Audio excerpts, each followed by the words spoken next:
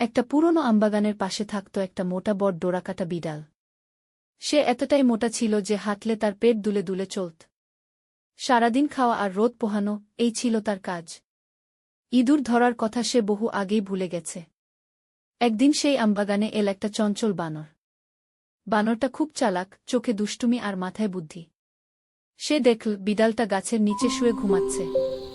বানর ভাবল, এই মোটা বিড়ালটাকে একটু মজা দেখানো যাক। সে চুপি চুপি গিয়ে একটা পাকা আম বিড়ালের লেজের উপর রেখে দিল।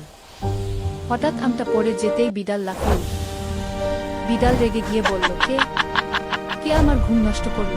বানর গাছের ডাল থেকে হাসতে হাসতে বলল, আরে দাদা, আমি তো ভাবছিলাম তুমি পাহারাদার, তাই আম রেখে গেলাম।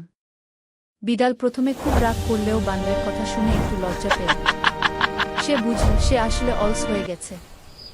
বিড়াল বলল, তুই ঠিকই বলেছিস, শুধু খেলে আর ঘুমালে তো চলবে না। সেই দিন থেকে বিড়ালটা আবার নড়াচড়া শুরু করল, ইঁদুর ধরতে লাগল।